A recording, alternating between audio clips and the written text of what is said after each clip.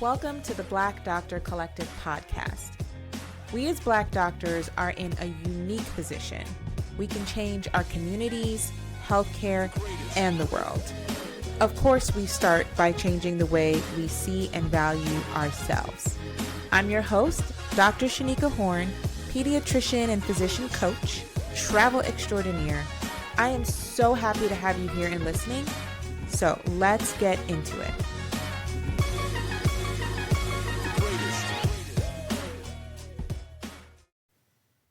Sometimes being a doctor is just like being Black, in that the action of one person seems to reflect on the entire group. Like when a Black person commits a crime, you watch the news and you're like, Lord, don't let that suspect be Black. Because you just know that someone is going to use that as an argument against the entire race. And it's the same thing with physicians.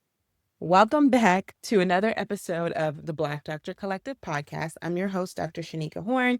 I am a global health pediatrician, and I'm doing this minutes to go into work. So bear with me as I get ready, and I'm going to try to make this kind of quick because I definitely need to leave the house soon, but stick with me. I just want to talk about what it is like being a doctor in today's climate and what it's inspiring me to do now as a result. Like, are we fixing medicine from the inside or from the outside? Like, what's going on here? And pardon me as I get ready, because yeah. Okay, so I was saying that being a doctor is like being Black because the same way people tend to miscategorize Black people just based on the actions of some other Black person that you've never met, don't know, will never know. It's the same thing like being a doctor, right? Like, people distrust medicine as a whole because of the actions of certain people. And of course, there's also like big pharma and the insurance companies from hell and all of that, right? Like, there's a lot of components in medicine that exist that are ruining or giving people a distaste for the medical system. Even if you parse out those people, we have the charlatans, okay? Like, I saw Facebook posts, and I didn't click on it because I'm not trying to mess up my algorithm and have this rage bait pop up on my feed all the time. But there was something along the lines of like, here's all the orders, all the labs I order that your doctor never does. And it's like, there's a reason we don't order unnecessary labs, homie. You know, like, you're not doing anyone any favors. You're not catching something that everybody's just neglecting. Like, this narrative that all doctors are neglectful, that no one listens to you, is so harmful for all of our patients that we're trying to treat. I don't know what I'm trying to do with my hair right now. But anyway, yes, there are horrible doctors. I've met some. I went to school with some. I was surprised that there were people that they allowed to graduate. Absolutely. Like, that exists. That is not a fallacy by any means. We all know about the Tuskegee experiment. We all know about Henrietta Lacks and how they stole that woman's stem cells and put her through all this like cervical cancer, I think, pain to do experiments on her body. We know about the father of gynecology who really just experimented on enslaved and impoverished Black women. Like, there are horrible people in medicine. There are horrible doctors, right? There are horrible doctors today, ones that are anti-vax. And like, there's a doctor actually in Brooklyn who a lot of our non-vaccine patients end up going to. This person charges cash for a practice. I think there's like a chiropractor in there, or maybe that the chiropractor is separate. But either way, it's a whole lot of hoaxy medicine, ordering all kinds of labs like the MTHFR gene that tell you nothing, but gives people this false idea or false hope that they are going to suddenly discover or get ahead of something that is uncontrollable or genetically determined, right? Like autism, right? Like, you're not going to do a test that's suddenly going to make you aware that, oh, you have a risk for autism and that there's something you can do about it. Like, there's nothing you can do about it. Why are we doing this to people? There are so many bad doctors, okay? So many. And honestly, they're out there promoting products, profit, supplements, programs, all of these things that like are anti-physician, because the old school physician is in it for their heart. right? They're in it for the integrity of things, right? Like they're not worried about money. So you have these two completely opposing characteristics of physicians. And it's like, I don't want to be in either camp. I don't want to be the physician who puts everything over, like health and everything of others over themselves, over their paycheck, who is like willing to self-sacrifice to the point of self-harm, to the point of death, right? People who work themselves to death because the career was a calling, right? I don't want to be that person. That's one extreme. And then the other extreme is people who are completely in it for the money, who are really just promoting whatever hokey doke anecdotal things that they found that do not agree. They're no longer in line with the standards of care, the research practice. Let me tell you something. If Black bodies were used to find cures and to advance medicine, I'll be damned if those people's strain, pain, struggle goes to waste. Okay? Like what we have learned, we need to use it because people died for this against their will. And now you're out here promoting nonsense, right? Like that. Obviously, I'm on my soapbox this morning and it pisses me off. It really pisses me off. Yeah. Deep breath. Because it's honestly ruining healthcare. And I am always torn, right? Like as a physician, when people come into me and they're skeptical and they're scared, I'm like, I don't want to just spout off something that is like medical knowledge, clinical information, and be lumped with other doctors who are telling them unnecessary things or stressing them out or just not caring who's in front of them, just regurgitating information for regurgitation's sake, who's not talking about prevention, who wants to do the most interventions. Like, I'm not that. I cannot practice that way. And yeah, it just gets to my core of values. Like, doctors are different people. Everyone has different values. Some people are even basing their practice on their own personal religious values, like if they're pro-life or pro-choice or whatever. I'm going to do what's best for my patient. That has nothing to do with, they are coming to you for a purpose, to trust you, to that's with the expectation. I'm so mad I can't even get my words out. Patients are coming with the expectation that you are going to do the best for them based on your years of study and medical knowledge and looking at all of the information and the risks and the benefits, not your personal opinion.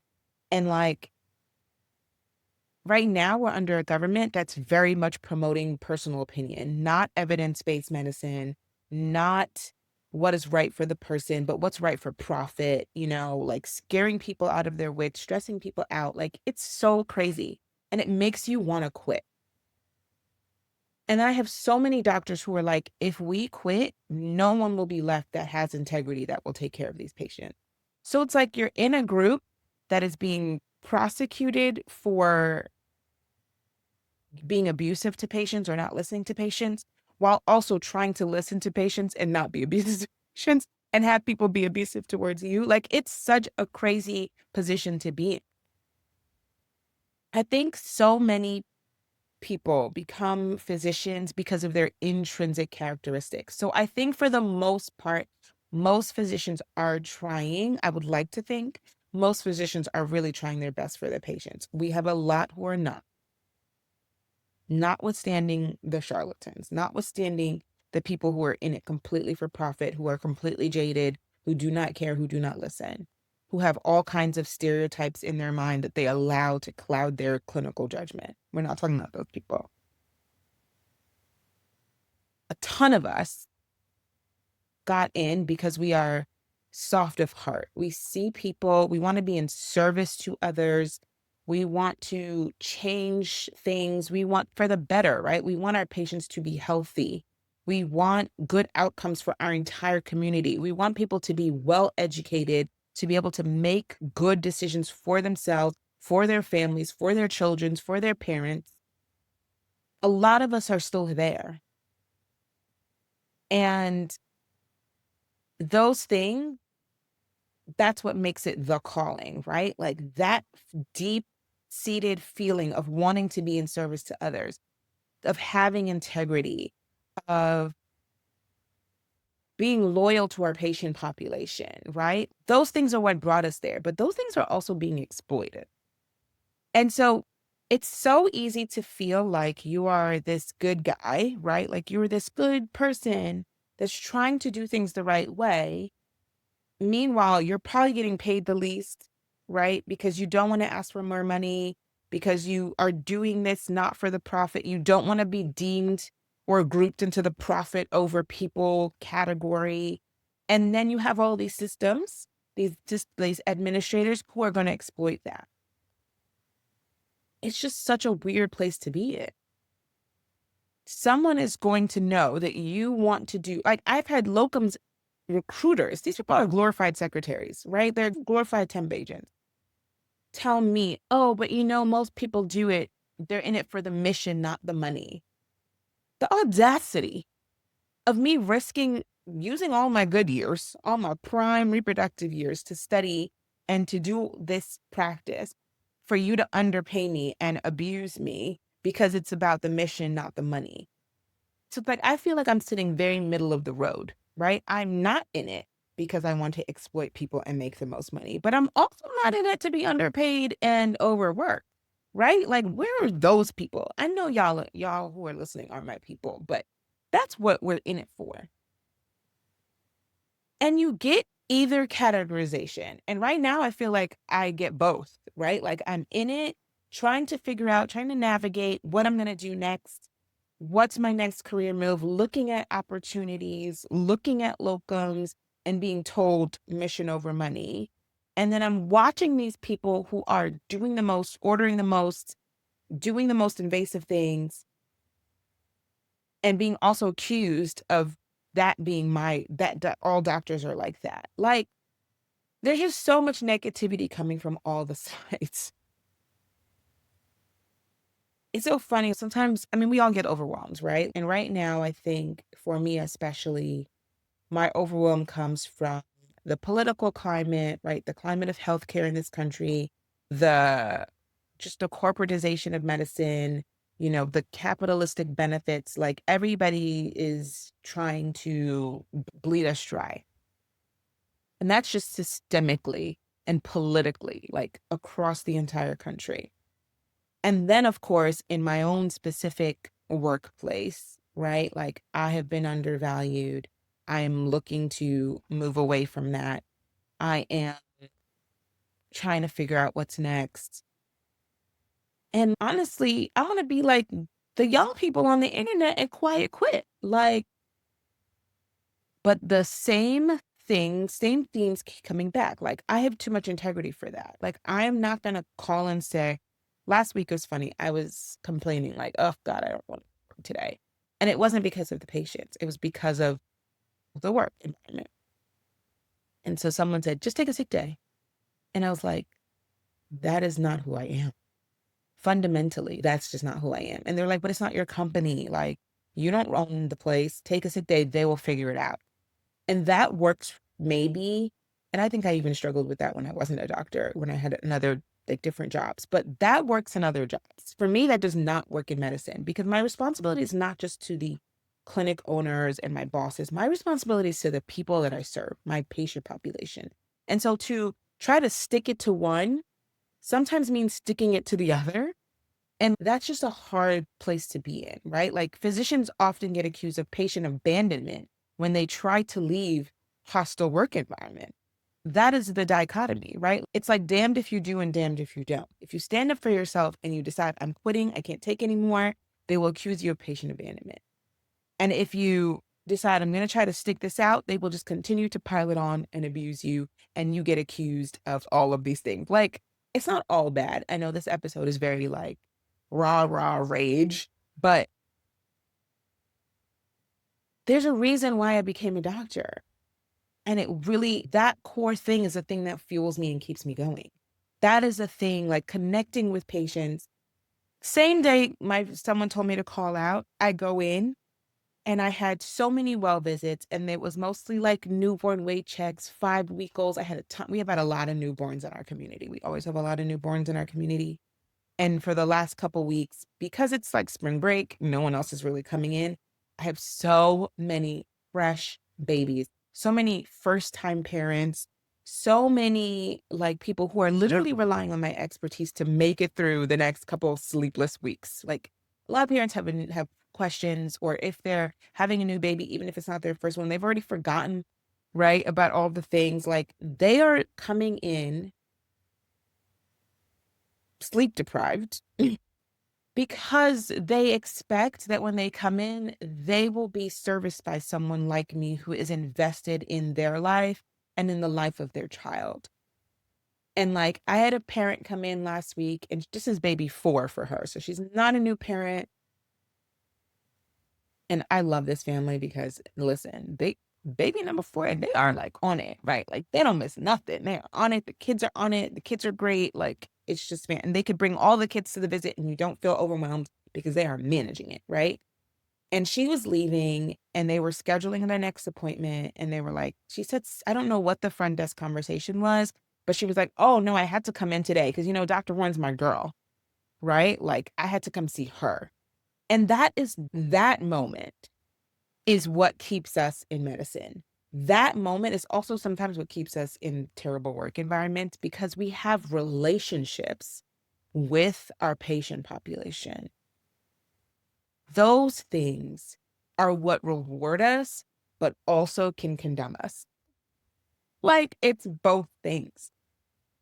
Like, I love so many of my patients. Like, people literally trust me with their babies. People literally bring their children in when they are scared and they don't know what to do, or they bring their kids in just to make sure their kid is normal and things are developing fine.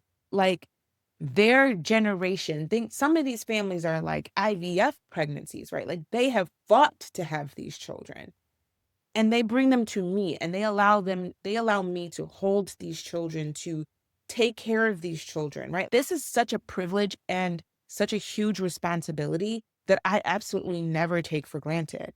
And it's why I cannot just be calling out, even though the system sucks. The system sucks. But I love my patient population, and I love treating babies. Anyway, I gotta go because I'm about to get late for work. But I have no solution.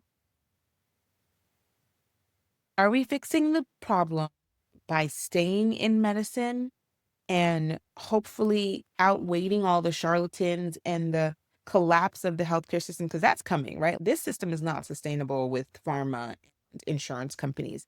Insurance companies are charging way too much and giving nothing, making it very complicated. I had to fill a medicine last week, and the medicine was over $100. And I asked why, and they were like, call your insurance company. And I contacted the insurance company, and they told me the pharmacy wasn't in network. Where have you ever heard of that? The doctors who prescribed it was in network, but the pharmacy is not. I'm like, they're just getting worse and worse. It's worser and worser. Y'all know that clip, that Vine? Everything is getting worser and worser. Like, the medical system will eventually collapse, and who will be left behind? Hopefully, it is us who are really operating in integrity. Like, I think if I had to dream, I would either work for or run a clinic that circumvents this entire insurance system. That would mean, like, we would be able to do everything in-house for our patients. We would probably have to do it cash-based, which, like, for me, sometimes excludes the most impoverished of our community. But ideally, if you're making money, you would be able to take on people pro bono. But it would be a place where we got to really practice medicine the way we envisioned, where we get to educate and connect, and we're not rushing, and we take time, and we also have balance. And that's possible. That's very much possible. So I feel like that's what my brain is trying to work out right now. How do I do that? How do I get there? Do I need to own the clinic myself in order to do it? Maybe, probably. Or does this exist somewhere and I can help modify it? Like, I don't know yet. If y'all have answers, please tell me, because I don't want to work 7 days a week to run something. and run myself down, but I do want to give the highest level of care and service to my patient population. And sometimes it feels like those things don't meet in the middle. We have a lot of opposition themes in this whole episode, but let me know if you have suggestions. Let me know if you've seen it done. I'm very much open to ideas, and I'm happy to take y'all on my journey as I figure this out. But yeah, I will just leave that with you. There's a lot of bad apples spoiling the bunch right now, and I'm hoping that we can still preserve healthcare in some way. I'm hoping that we can still preserve the health of our communities while shit hits the fan. All right, have a good week. Bye, guys. Thanks for listening. Thank you so much for listening. Please subscribe to the podcast. And what I want you to do next is link us everywhere you can. Instagram at The Black Doctor. Just become part of our collective. I want you here. Thanks. Until next time. Bye.